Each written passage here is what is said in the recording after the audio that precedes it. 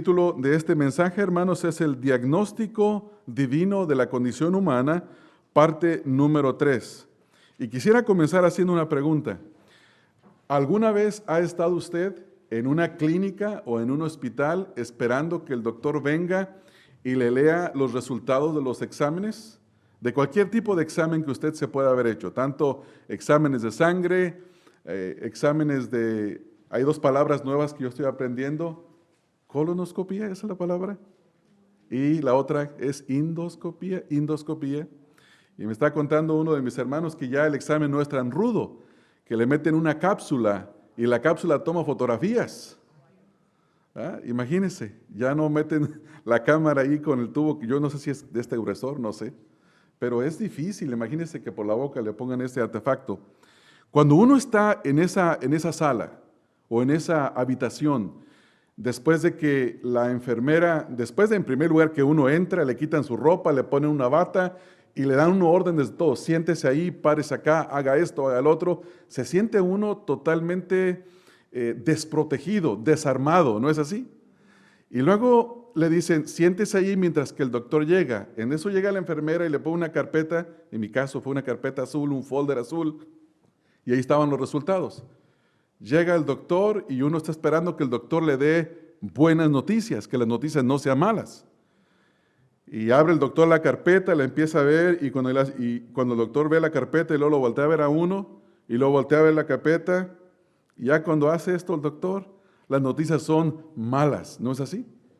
Y uno está a la expectativa de qué es lo que le van a decir, porque sabe que los exámenes que le han hecho no mienten. Si el doctor simplemente lo observa por afuera y le pone la mano así, no, yo te siento bien, te sientes bien. Pero cuando le introdujeron esa camarita por dentro y que toma fotografías que son exactas, y cuando sale una mancha por ahí en el intestino y la mancha no miente y el doctor sabe interpretar la mancha o el problema, esas son malas noticias.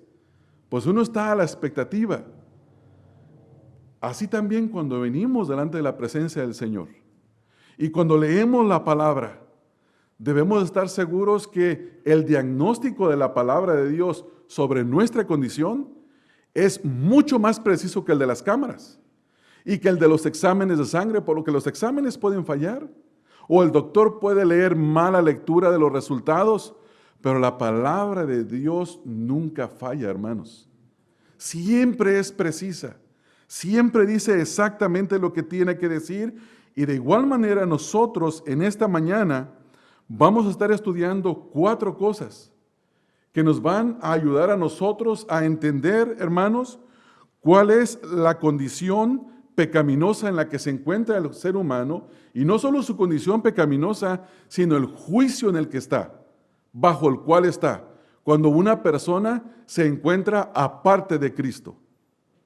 Y eso nos debe de ayudar a nosotros no solamente a pensar, en primer lugar, si ya somos salvos, si el Señor nos ha salvado, si hemos experimentado el Evangelio, nos va a ayudar a darle gracias y alabanza y gloria al Señor Jesucristo.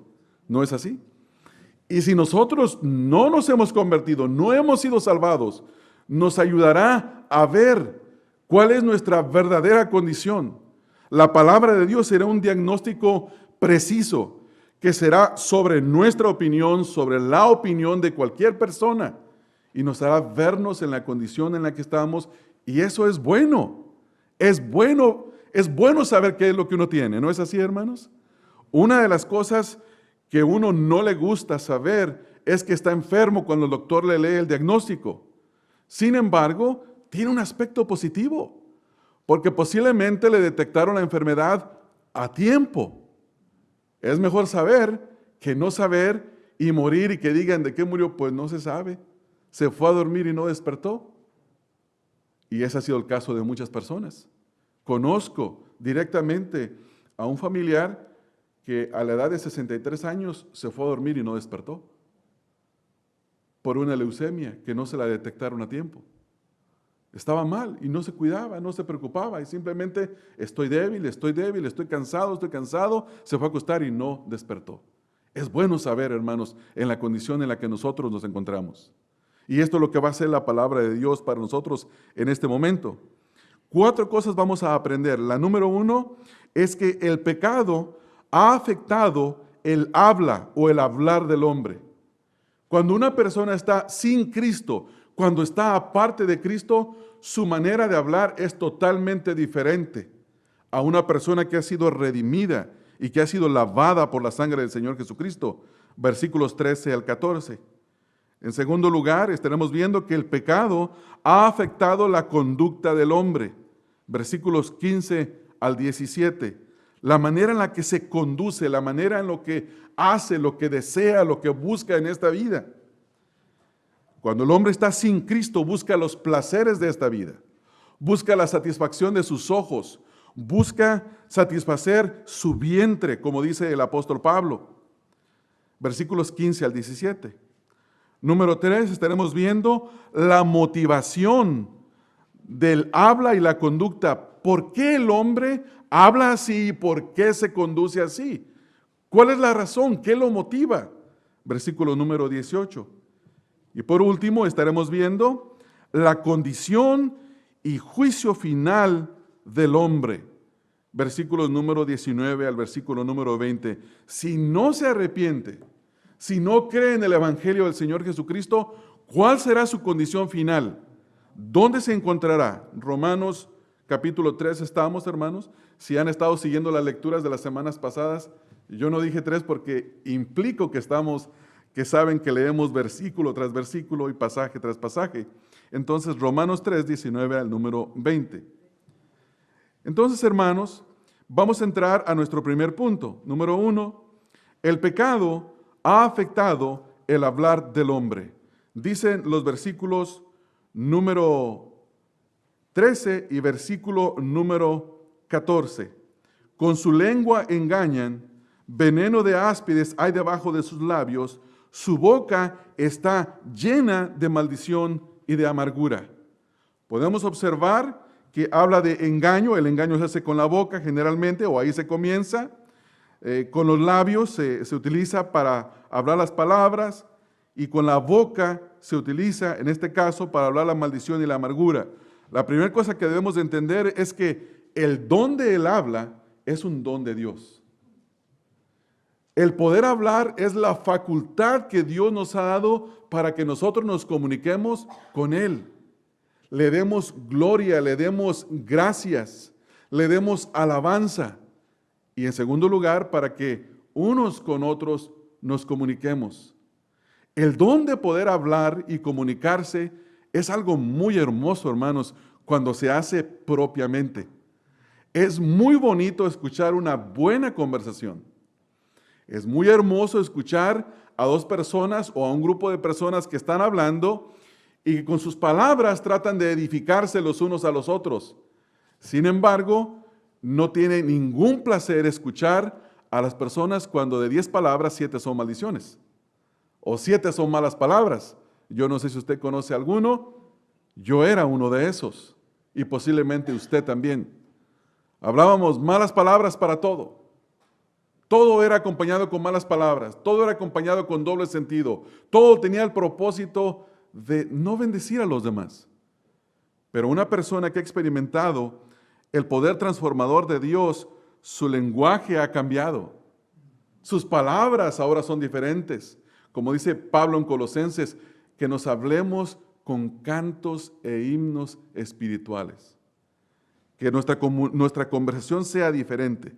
Entonces, nosotros leemos que en el caso de una persona no creyente, aparte de Cristo, dice que en primer lugar, con su lengua engaña, y también en segundo lugar, que tiene veneno de áspides debajo de sus labios. La primera palabra que nosotros vemos ahí es que la lengua es engañosa. La palabra engaño tiene el propósito de llevar a una persona a cumplir nuestro propósito, pero con un plan diferente. Es decir, que nosotros le decimos a una persona, mira, quisiera proponerte algo, este negocio es muy bueno, y sin embargo, detrás la realidad del negocio, el negocio no es tan bueno, el negocio está mal, pero se le quiere dar una información a la persona contraria a la realidad, con el propósito de engañar a esa persona y que se meta al negocio. Esas son las palabras engañosas. Querer llevar a las personas a hacer algo con engaños para tener yo un beneficio personal. Esta es la conducta del ser humano sin Cristo. El engaño, hermanos, es parte de los no creyentes. No debe de ser entre los hermanos. Es mejor tener una pérdida que engañar a un hermano. Es mejor sufrir una pérdida que involucrar a otro para que pierda juntamente conmigo. El engaño es una de las características de la lengua de los no creyentes. El Señor Jesucristo, hablando acerca de esto, acerca de la condición de los no creyentes, por ejemplo, nos dice en Mateo capítulo número 12, versículos número 34 al 35, dice, exhortando a los fariseos, dice, generación de víboras, ¿cómo podréis vosotros, siendo malos, hablar cosas buenas? Porque de la abundancia del corazón habla la boca. El hombre bueno del buen tesoro saca cosas buenas y el hombre malo del mal tesoro saca cosas malas. Sin Cristo, el contenido de lo que hay en la mente y en el corazón y que se pronuncia con las lenguas es engañoso y es malo. Es engañoso y es malo. No guía a la verdad. No guía al beneficio del prójimo. En Mateo capítulo número 15, versículo 18, dice, pero lo que sale de la boca viene del corazón y eso contamina al hombre. Esto es lo que hay en el hombre. Hay un engaño. Esta palabra, como ya lo dije, la idea básica de esta palabra es enseñar, es el de engañar a una persona con el propósito de hacerla caer en una trampa. Hacerla caer en una trampa. Y mencioné cuando estaba explicando lo del bosquejo, la ilustración del pescador. ¿Cómo se prepara un pescador? Yo nunca he ido a pescar con anzuelo y caña. Creo que una vez acompañé a alguien, pero no recuerdo. Pero los que se dedican a eso o los que les gusta, es toda una ceremonia, hermanos. Tienen diferente tipo de cañas, van y buscan, mira, en tal parte venden estos gusanos y están bien gordos. Y están baratos, de paso. ¿Y saben cómo poner el gusano en dónde? En el anzuelo. Lo ponen de tal manera que lo que parece que está en el agua es un gusanito moviéndose. Y el pescado, sin darse cuenta que es un engaño, va inmediatamente y dice, ya comí hoy, y va y pesca la carnada sin darse cuenta que lo que se traga fue un anzuelo cubierto con un gusano. Y el pescador agarró la carnada, el pescado, y el pescador saca su pescado. Esa es la actitud del no creyente. Encubrir, tapar, con el propósito de engañar. Ese es el vocabulario que ha sido afectado por causa del pecado. Dice, con su lengua engañan. En segundo lugar, dice Pablo ahí, veneno de áspides hay debajo de sus labios. Compara los labios del pecador con una serpiente. Dice, el hombre no creyente, el hombre no redimido es como una serpiente. Ahora, posiblemente nosotros pensamos y decimos, bueno, ¿y a mí en qué me afecta esto, hermano? Yo ya soy salvo. Sí nos afecta. La forma en que en primer lugar nos afecta, o lo podemos aplicar, es la siguiente. Si el Señor ha transformado nuestro vocabulario y nos ha cambiado y dejamos de ser engañadores y dejamos de ser venenosos, no es porque nosotros seamos buenos o porque somos capaces de autorregenerarnos y cambiar, es porque el Señor nos ha estado transformando, hermanos. Esa es la única razón. Y eso nos debe de mover a adorarlo. ¿Cuándo fue la última vez que usted se levantó por la mañana o antes de ir a acostarse por la noche y decirle, Señor, te doy gracias porque me has enseñado a hablar? Ya no soy el hombre, la mujer engañosa que hablaba antes. Ahora yo me doy cuenta que deseo hablar la verdad, que deseo comunicar la verdad, que no tengo deseo de engañar. Gracias porque eso solamente tú lo estás haciendo. ¿O cuándo fue la última vez que usted engañó? Siendo creyente. Y se está arrepintiendo, dice, Señor, perdóname porque engañé. No le eché mentiras a mi hermano, pero no le dije la verdad completa. Esa es una forma de engañar. Decir una mentira o decir la verdad a medias es una forma de engañar. Entonces el punto es, ¿estoy siendo transformado y doy gracias o estoy luchando con el engaño? Y le digo al Señor, Señor, líbrame de eso, perdóname, transfórmame. Si estamos en la lucha, si está perseverando, usted está en Cristo y ya es un pecador redimido que está siendo transformado, santificado.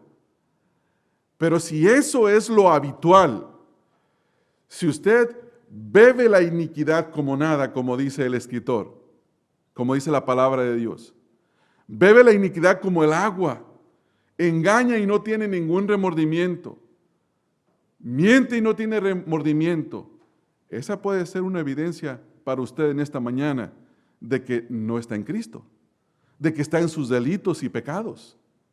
Entonces usted tiene que pensar y tiene que responder a esta porción de la Escritura.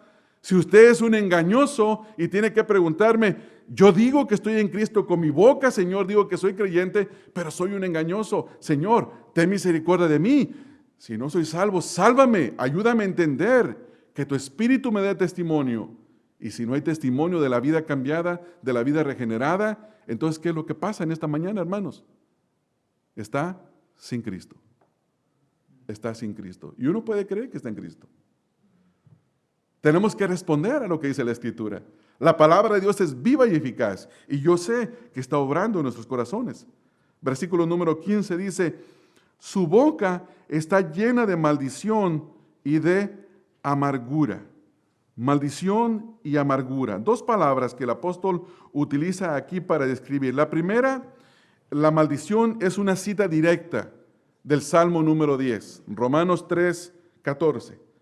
La primera es una cita directa del Salmo número 10, donde el salmista dice, llena está su boca de maldición y de engaños, fraude, debajo de su lengua hay vejación y maldad. Esta es la condición del hombre sin Cristo, del hombre apartado de Cristo, que no ha recibido un nuevo corazón, que no ha recibido una nueva mente, algo que solamente Dios lo puede dar. Porque el nuevo corazón, la nueva mente, no es el esfuerzo de una disciplina humana. Si bien hay hombres que tienen un vocabulario muy recto, y hay gente que dice, yo he escuchado sobre todo al finalizar el año, dice la gente, una de mis resoluciones para el año X, la primera vez que escuché esto fue siendo niño. Una persona, un familiar me dijo, mi resolución para este próximo año es cambiar mi léxico. Y yo no sabía qué significaba eso. Y le dije, yo era chiquito, la persona era más adulta, era una persona estudiante de universidad. Le dije, ¿qué es léxico? Dijo, vocabulario ignorante. Le dije, quiere cambiar su léxico, pero me ofendía en mi ignorancia, ¿no? El punto es, hermanos, que esta persona pasaron los años y han seguido pasando los años y yo no veo ninguna mejora.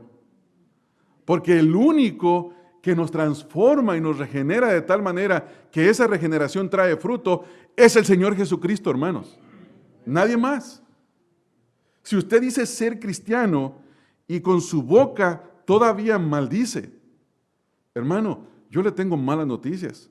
O tal vez debería decirle primo, no hermano, no creyente. Yo no sé cuál sea su condición.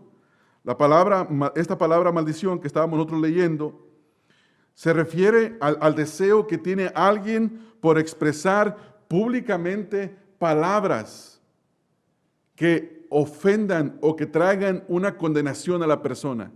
Antiguamente, en el Antiguo Testamento, se utilizaba en el sentido positivo para dar una bendición. La bendición era lo que la persona que estaba ahí moribunda o el jefe del pueblo o el jefe de la casa decía la bendición que quería que viniera sobre su familia. Pero también se utilizaba para traer una maldición sobre la persona que no se amaba o contra quien se tenía odio. Y estas maldiciones tenían, yo te conjuro que te pase esto, esto, esto y esto otro. No prosperarás, no harás esto, no harás lo otro. Y todo con una connotación negativa. No prosperarás, te irá mal. Ese es el mundano. el mundano, el hombre no creyente, la mujer no creyente. Cuando alguien le hace mal, en lugar de decir, pues, que Dios tenga misericordia y lo transforme, que se muera, que se pudra, que se condene en el infierno. Los inconversos se dicen los unos a los otros cuando saben que no tienen ninguna esperanza de Dios. Dice, nos vemos en el infierno. ¿No ha escuchado esa frase? ¿Ya? Así se dicen. Es una maldición. Eso debe estar fuera de la boca del creyente. Y cuando nosotros tenemos el deseo de decir palabras de esa naturaleza, pues que le pase esto. Eso quiere decir que hay un problema serio en nosotros. No debe de haber maldición. A bendición nos llamó el Señor y no a maldición, hermanos. El Señor Jesucristo le dijo a sus discípulos, dice, bendecid a los que os maldicen y os persiguen y hablan toda clase de mal contra vosotros. Gozaos y alegraos porque vuestro galardón es grande en el reino de los cielos. Este es el mandato del Señor Jesucristo. La segunda palabra es la amargura. Tienen una boca. Ahora quisiera anotar algo que no lo he dicho, pero dice, la boca, su boca está, ¿qué, hermanos? Llena. Cuando algo está lleno, ¿qué significa, hermanos? ¿Cómo, hermanos? Está lleno, ¿verdad, hermano? ¿Sabe qué significa lleno? Es bien sencillo el significado. No hay espacio para más. El hombre no regenerado no tiene espacio para lo bueno. Y si trata de meter lo bueno, se contamina por lo malo que hay dentro. Por eso es que se necesita la regeneración, la salvación, la vida nueva en Cristo Jesús, para que eso que está lleno de maldad sea limpiado y todo sea nuevo en el nombre del Señor Jesucristo. Dice, su boca está llena, no tiene espacio para más, de maldición y también de amargura. La amargura, hermanos, es una expresión que se hace pública acerca de alguien. Me cae mal por esto y esto y esto otro. ¿Tú qué piensas de él? No, pues a mí no me ha hecho nada. Pues deberías de pensar mal porque es malo. Eso es amargura. La Escritura exhorta que tengamos cuidado de que entre nosotros no haya raíz de amargura que contamine a los demás.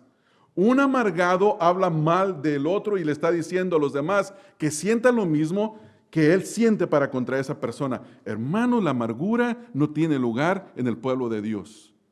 La amargura destruye. Y si usted está amargado en esta mañana, lo siento mucho. Y le exhorto a que se arrepienta de su amargura. No se amargue, hermano. Se está destruyendo solo. La amargura es como el árbol que está lleno de termitas, que se lo están comiendo por dentro y por fuera se ve verde y hace una buena apariencia de piedad, pero por dentro está siendo consumido poco a poco, y cuando menos se da cuenta, se va a empezar a secar y se va a empezar a marchitar.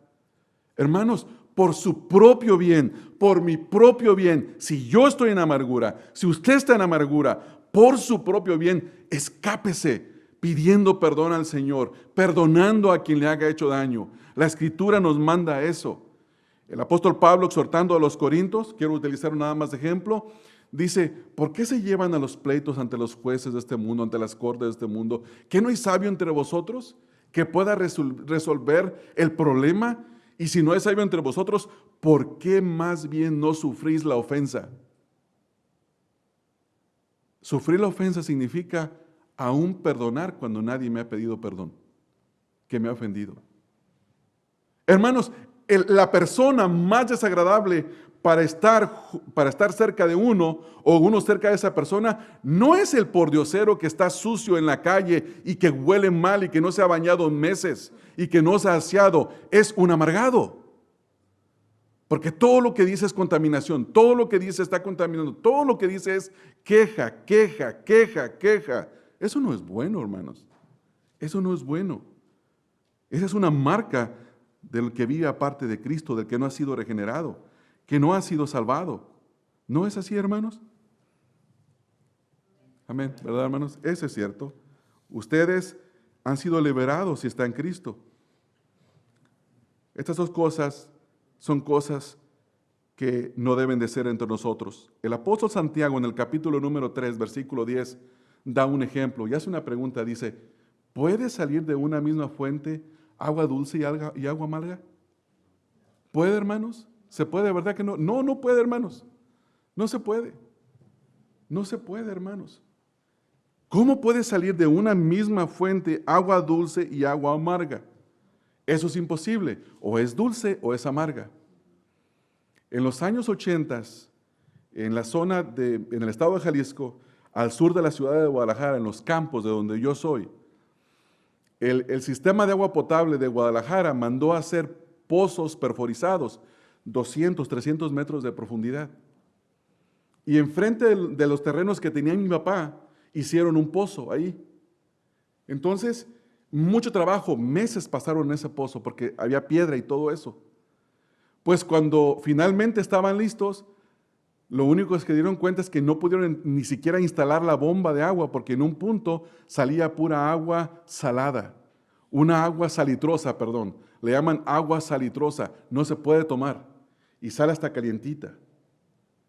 Todo el trabajo, todo el esfuerzo de ese trabajo que se hizo fue infructuoso. ¿Por qué? Porque el agua no servía. Y en otros pozos ahí cerca, el agua era fresca. Pero nunca vimos un pozo que diera agua salitrosa y agua buena. Nunca. Es contra la naturaleza. Tampoco un hombre cristiano, una mujer cristiana que ha sido regenerado puede en momentos, Dios te bendiga, ¿cómo te amo? Cállate, no te quiero volver a ver. O mira, tienes que odiar a ese porque yo lo odio. ¿Se puede, hermanos? No, no puede ser. ¿Es usted así? ¿Soy yo así? Tenemos que autoexaminarnos. Hermanos, tenemos que llorar, tenemos que lamentar. Como dice Santiago, llorad y lamentaos, que vuestra risa se convierta en llanto. Ese es el verdadero arrepentimiento, hermanos. El creyente vive arrepintiéndose, hermanos. Nunca está plácido, contento, echado para atrás, tranquilo con la vida cristiana que está viviendo. Siempre hay que aprender, mis amados hermanos. Siempre. Hay que cambiar, hay que santificar, hay que ser transformados. Y eso es lo que Pablo dice. En segundo lugar, el hombre no creyente, el hombre sin Cristo, el pecador en su condición natural, el pecado ha afectado la conducta del hombre. Note lo que dice en el versículo 15 al 17. Se mencionan sus pies, ¿verdad, hermanos? Y los caminos, en una forma metafórica, dice sus pies, y nota una palabra que está ahí, hermanos, enseguida.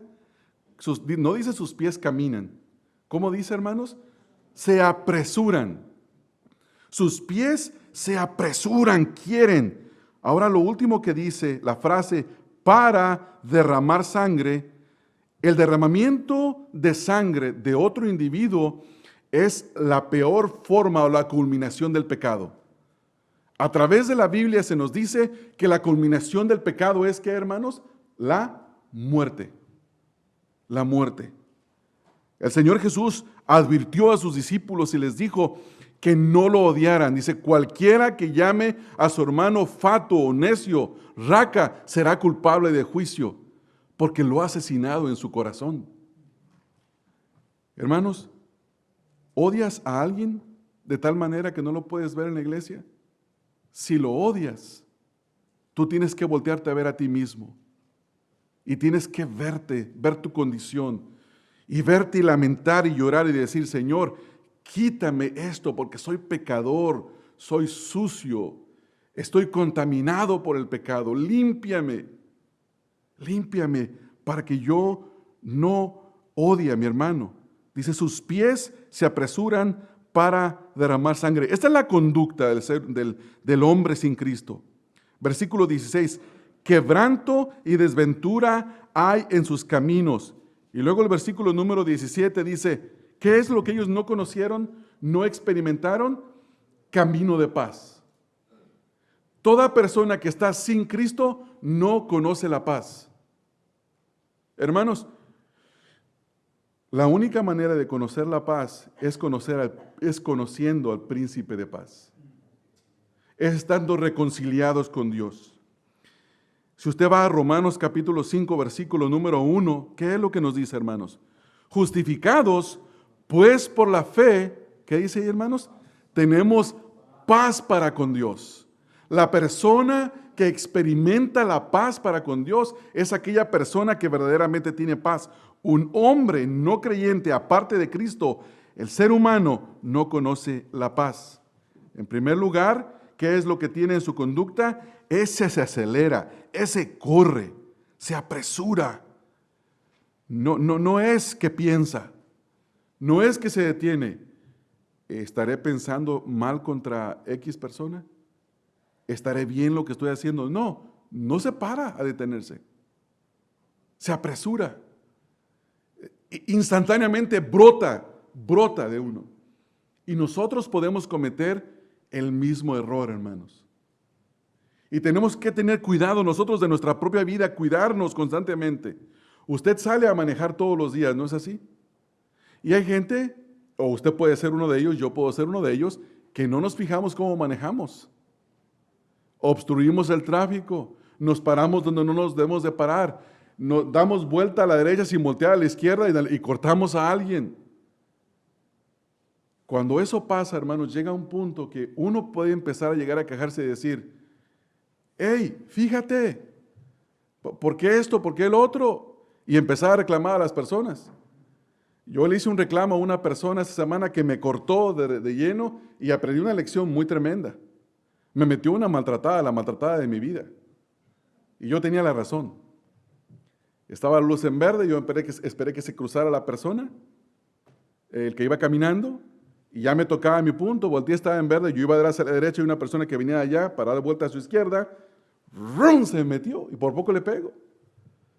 Más adelante nos alcanzamos porque íbamos al mismo lugar, yo iba a recoger a mi hijo a la escuela y yo bajé mi ventana, yo amablemente le dije, disculpe, se debería de fijar cómo maneja, por poco y le pego porque usted me cortó. ¿What? Y me empieza a gritar. Y me dijo de todo, yo no puedo decir nada de lo que me dijo. Y era una jovencita, no más de 22 años. Y me dio miedo de que me correteara. Hermano, se puso extremadamente violencia. ¿Qué es eso? Hay apresuramiento. ¿Verdad, hermanos? Cuando nosotros manejamos y nos hacen eso, ¿soy mejor yo que esa persona? ¿Pienso yo antes de decir algo? ¿O no? ¿O por qué no pienso, oh, no se fijó? Algún problema de tener y por eso está manejando así. Pero si yo mismo digo, ¡hey! Pítale, no sé, pip, pip, pip, pip. Estoy hablando de mí, hermano, no estoy hablando de ustedes. Yo tengo mucho que aprender en eso. Y he pedido esta semana, digo, Señor, yo no debo de ser así con algunas personas. Tengo que tener más paciencia. Si usted viviera en donde yo vivo, donde hay tanto oriental, entonces pensaría un poquito las cosas. Ellos manejan bastante despacio y no se fijan. Cuesta mucho trabajo manejar entre ellos. Pero el problema no son ellos. El problema es mi corazón. El problema es mi corazón, hermanos. Y de igual manera el corazón de cada uno de nosotros se apresura para contra su prójimo. Tal vez usted puede decir, yo nunca he derramado sangre, nunca he matado a nadie. Seguramente con las manos no. Pero me pregunto, ¿con tu boca sí? Posiblemente lo enterraste, no solo lo mataste. Posiblemente no solo lo mataste, lo velaste y lo enterraste. Yo no sé cuál sea tu situación. Versículo 16, quebranto y desventura. Estas son las dos marcas de la persona que vive en el pecado. Su fin es que su vida será quebrantada. La palabra quebrantada tiene que ver con el infortunio. Nadie que vive sin Cristo terminará bien. Nadie, hermanos. Nadie termina bien. Hay ocasiones en las que uno ve la televisión y entrevistan a personas, entre comillas, exitosos, que dicen ellos, llegaron a donde tenían que llegar. Escuché una entrevista de un hombre muy famoso que es dueño de un edificio o de no sé cuántos edificios en el mundo, y uno en Nueva York, y un apartamento, hermanos, es un lujo inmenso, mármol, pintura chapeada de oro, todas las columnas de la casa, un lujo excesivo. Sentado ahí el hombre y la cámara puesta y le decían, díganos cómo fue su camino al éxito. Un político dijo, que el camino al éxito en la política estaba tapizado de engaño y de hipocresía. Hermanos, no hay gozo. Hay quebranto, la palabra dice, hay quebranto, hay infortunio en la vida. Hoy en día, para poder escalar la escalera social del éxito, muchos de ellos tienen que violar todos los principios de la palabra de Dios. Y nadie que viole la palabra de Dios puede tener gozo. Nadie. Puede ser temporal, pero al final habrá quebranto y habrá desventura. El Señor Jesucristo habló en Mateo capítulo número 5 de las bienaventuranzas. Dijo, bienaventurados los que hacen esto, bienaventurados los que hacen esto otro. Y cuando uno lo lee dice, bienaventurado. Y el mundo no piensa que bienaventurado es uno que hace eso. Bienaventurados los mansos, bienaventurados los pobres de espíritu. Y el mundo dice, no, no puedes ser manso, tienes que ser agresivo en los negocios. No tienes que ser humilde, tienes que mostrar. No debes de dejar que tu cara se caiga, mantener una cara de éxito. Así, eso es lo que ellos dicen, ¿no? Pero detrás de esa cara de éxito hay quebranto y hay desventura en todos sus caminos. Versículo número 16, la consecuencia del apresuramiento para derramar sangre y el quebranto y la desventura es porque no conocen la paz de Dios. Esa es la razón, hermanos. Ese es el problema más serio. El problema más serio del hombre no es su pobreza. El problema más serio del hombre no es su condición social. El problema más serio del hombre es tener enemistad con Dios. Ese es el verdadero problema. Y eso tenemos que nosotros como cristianos entenderlo y verlo, hermanos. La mayoría tenemos hijos pequeños. Hermanos, no nos preocupemos excesivamente por sus estudios universitarios, por lo que van a hacer acá, por lo que van a hacer allá. Hermanos, primeramente preocupémonos porque conozcan al Señor Jesucristo, porque conozcan la paz de Dios. ¿De qué le sirve al hombre ganarse todo el éxito y todo el dinero del mundo cuando al final pierde su alma? ¿De qué le sirve, hermanos? Y viva no solamente enemistado en esta tierra con Dios, sino enemistado con Dios por la eternidad, sufriendo la ira de Dios sobre él o sobre ella. Esto es lo opuesto a Romanos capítulo 5, versículo número 1. Justificados, pues, por la fe, tenemos paz para con Dios por medio de nuestro Señor Jesucristo. Esto nos lleva al tercer punto. El tercer punto tiene que ver con el motivo del habla y la conducta del hombre. La pregunta que uno se hace es la siguiente: ¿por qué una persona está tan contaminada en su manera de hablar? ¿Por qué se apresura en sus actos? ¿Por qué vive con quebranto y desventura y no conoce la paz? Y la única respuesta que la Biblia da es porque no tiene temor de Dios. No hay temor de Dios. Versículo 18, no hay temor de Dios delante de sus ojos. ¿Por qué Pablo utiliza esta analogía? Que el temor que es algo que está en el corazón, en la mente, que se piensa, dice, está delante de sus ojos. Porque lo que tiene uno delante de sus ojos es lo que desea. O para de desear. Dependiendo de la información que tenga dentro. Si no tiene temor de Dios, hace todo lo que sus ojos le hagan desear. ¿No es así, hermanos? ¿Y los ojos algún día se cansan, hermanos? ¿No? Nunca. Nunca se llenan. ¿Cuándo fue la primera vez que usted recuerda y vio un automóvil y dice, qué automóvil tan bonito, no se puede mejorar? Sí, hasta que salió el próximo. ¿Sabe cuál es la propaganda de los dealers? Dice, nuevo y totalmente rediseñado. Y esas dos palabras dicen, pero ni siquiera he terminado el primer año de pagos. Y el otro está nuevo y rediseñado, y va la persona al dealer y hace su pago, y luego ve el otro, sí está diferente, sí está mejor. ¿Por qué? Porque sus ojos le hacen desear, no se llenan, no se satisfacen.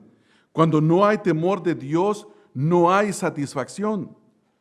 No puede haber satisfacción, y esta insatisfacción es lo que apresura a las personas, es lo que trae quebranto, desventura y falta de paz. Dice Pablo, no hay temor delante de sus ojos. Esta es una cita que podemos tomar, no está citando directamente, pero podemos ver el Salmo 36:1. Dice, la iniquidad del impío me dice al corazón, no hay temor de Dios delante de sus ojos. El salmista está diciendo, cuando yo veo a un impío que hace maldad, lo único que yo puedo decir es, no tiene temor delante de sus ojos. ¿No ha exhortado usted a alguna persona alguna vez a eso? ¿O no ha sido exhortado que le dicen, no hagas eso, ten temor de Dios? ¿Verdad que sí, hermanos? Hermanos, el escritor de Proverbios dice, el principio de la sabiduría es el temor de Jehová, el temor a Dios. Y eso es lo que nosotros debemos de aprender. Esta es la verdadera condición espiritual del hombre que no puede verse con mayor claridad que en su ausencia de la sumisión y la reverencia a Dios. Es decir, que si el hombre no tiene amor a Dios, si no tiene sumisión a Dios, si no hace reverencia a Dios, es porque no tiene temor de Dios delante de sus ojos. Y nosotros nos podemos comportar exactamente igual que uno que no tiene temor de Dios. Podemos ser iguales, hermanos. Podemos ser exactamente iguales. Y ninguno de nosotros voltee a ver al que tiene a su lado o al que tiene enfrente y diga, yo no soy como él. No, es que esto no es para que veas si tú no eres como el otro. Esto es para que tú te veas a ti mismo. Para que tú pienses hoy. Para que yo piense hoy. ¿Hay temor de Dios delante de mis ojos? ¿Hay temor de Dios? El temor de Dios me para de hacer cosas y me motiva a hacer otras cosas. Eso es lo que yo tengo que preguntarme. Hermano, hermana, ¿cómo puedes decir que eres creyente, que eres cristiano y que tu esperanza es ver a Dios el día de tu muerte cuando vives sin temor de Dios delante de tus ojos? ¿Cómo? Cuando tu lengua y la de tu vecino no son diferentes. Cuando lo que tú buscas y lo que tu vecino busca es lo mismo y tu vecino es un no creyente. ¿Cómo, mis amados hermanos? ¿Cómo? ¿Irías a depositar este papel al banco y le dirías, deposíteme estos $3,000 en mi cuenta? Te van a decir, estás loco, ese no es dinero, ese es un papel. Trae verdadero dinero. Amados hermanos, ¿somos reales como el dinero? ¿Estamos depositando en el banco del reino de los cielos? A través de nuestras obras, no para salvación, pero sí para recompensa. ¿O vivimos como el pagano que no tiene temor de Dios, hermanos? Que no hay temor de Dios delante de sus ojos. Hermanos, pensemos en esto. Apliquémoslo en nuestra vida, llevémoslo al corazón en este día. Si se te quitó el apetito ya por lo que estoy diciendo, qué bueno, hermanos. Bueno sería que ayunaras este día, si es que esto te está afectando. Bueno sería, hermanos, que meditáramos en esta mañana y nos preguntáramos, yo veo a mi vecino vivir igual que yo, o yo vivo como mi vecino y él no es creyente. Y veo que lo que él hace no tiene temor delante de sus ojos, y me doy cuenta que yo soy igual. Aquí hay un grave problema. Aquí hay un grave problema. Esto es lo opuesto a lo que dice la Escritura. Todo lo opuesto. No hay temor delante de sus ojos, dice el salmista. Proverbios 9:10. Proverbios capítulo 9, versículo número 10 dice, el temor de Jehová es el principio de la sabiduría y el conocimiento, ¿de quién, hermanos? Del Altísimo, del Santísimo, es la inteligencia. Si yo tengo temor de Dios, estoy comenzando a ser sabio. Y si digo que conozco, que tengo el conocimiento del Santo, ¿soy inteligente? ¿Es esto una realidad en mi vida? ¿Es esto así? Y es una pregunta que uno se debe de hacer. El apóstol Pablo en 1 Corintios 11:30 dice, por lo cual hay muchos enfermos y debilitados entre vosotros y muchos duermen. En su exhortación en la cena del Señor, había creyentes entre los corintios que venían y tomaban la cena del Señor indignamente, es decir, que no se examinaban, vivían como los demás corintios paganos y empezaban a estar enfermos Físicamente estamos hablando de esto. Y luego se debilitaban y otros habían muerto por causa de su pecado. ¿Por qué? Porque no hay temor delante de sus ojos. Hermanos, la semana pasada no tuvimos la cena del Señor. Yo tengo temor por algunos de ustedes, pero he tomado la decisión de no volver a cancelar la cena del Señor. No más, hermanos. Leí en la Escritura dice, cada uno. Hermanos, el próximo domingo primero del mes que viene, va a haber el próximo primer domingo de cada mes, hay cena del Señor. Póngalo en su calendario, póngalo en su mente, prepárese. No se quede ahí sentado y espere que el pastor le diga, hermanos, vamos a considerar un tiempo de reflexión de 1 minuto. ¿Qué vas a arreglar en 1 minuto, hermano? ¿Qué vas a arreglar en 1 minuto, hermana? Tómate la semana para pensar. ¿Voy a comer juicio o me voy a arreglar con mi hermano, con mi hermana, con mi pariente, con mi vecino? ¿Qué es lo que yo voy a hacer? Ten temor de Dios delante de tus ojos. Y finalizamos con la conclusión, el diagnóstico final del hombre, versículos 19 al 20. Pablo dice, pero sabemos, esto es lo que nosotros debemos saber hoy, en esta mañana, que todo lo que la ley dice, la ley de Dios, lo dice a los que están bajo la ley, para que toda boca se cierre. ¿Cuál es el propósito de la ley? ¿Salvarnos? No. La ley tiene el propósito de taparnos la boca, de no autojustificarnos. Y todo el mundo quede bajo el juicio de Dios. Verso 20. ¿Por qué? ¿Por qué, Pablo? ¿Por qué debo saber esto? ¿Por qué la ley tapa la boca de las personas? ¿Por qué todo el mundo está bajo el juicio de Dios? Respuesta, versículo 20. Ya que por las obras de la ley, ¿quién, hermanos? ¿Los judíos? No. ¿Los gentiles? No. ¿Los animales? No. Ningún ser humano. ¿Quiénes? ¿Hombres, mujeres, niños? Ningún ser humano. Si usted es un ser humano, ningún ser humano será. No es algo que dice es. Será nadie en todo tiempo. Será justificado delante de Dios. ¿Por qué, Pablo? Porque por medio de la ley es el conocimiento del pecado. Esto hace la ley. La ley no nos salva. La ley nos dice en qué condición estamos. En Gálatas capítulo 10 y versículo número 13, el apóstol Pablo dice, todos los que dependen de las obras de la ley, dice que están bajo maldición. Todo el que depende de las obras de la ley está bajo maldición, porque la ley no justifica a nadie. Nadie, ninguna religión, ninguna buena obra, ninguna buena observación justifica a nadie. Todos aquellos que están bajo la maldición. No se van a justificar, no serán justificados.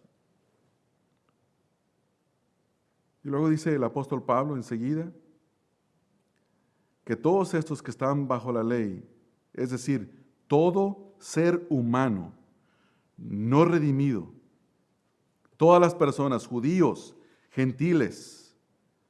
¿Por qué los judíos y gentiles? Alguien puede decirse, pero los únicos que tienen la ley son los judíos. No, mis amados hermanos.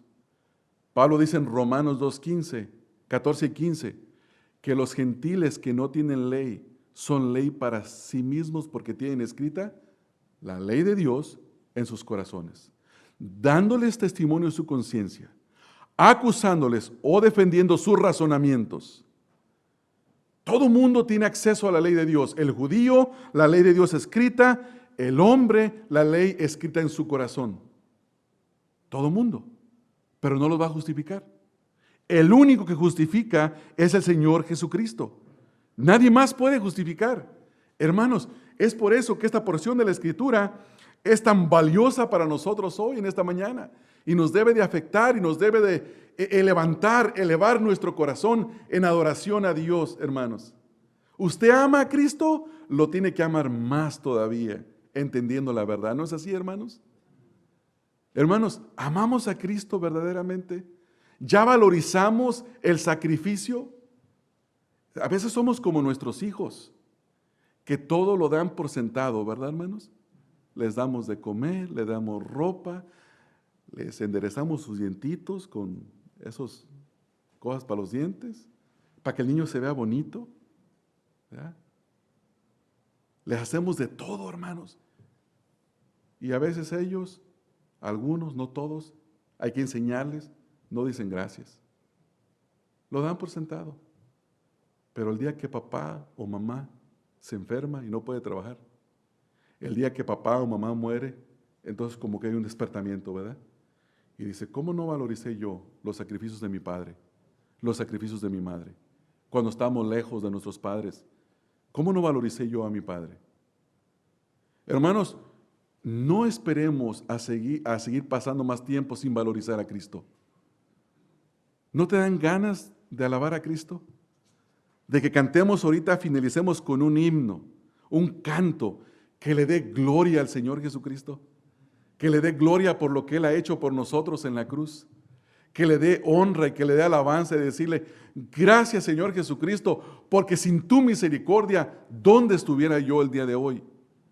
Hermanos, esto es real. Esto es más real que tú y yo. Esto es verdadero. Nuestra alabanza a Cristo en esta mañana debe de ser así. Y yo espero que esta enseñanza produzca ese gozo.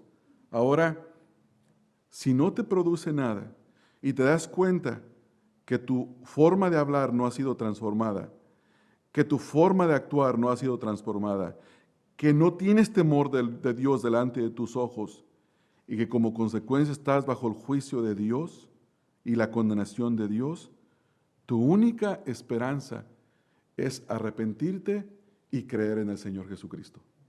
No hay ninguna otra. No hay ninguna otra. No pienses que te vas a ir a tu casa y vas a decir, de aquí para adelante voy a esforzarme en portarme más bien. No, vas a fracasar.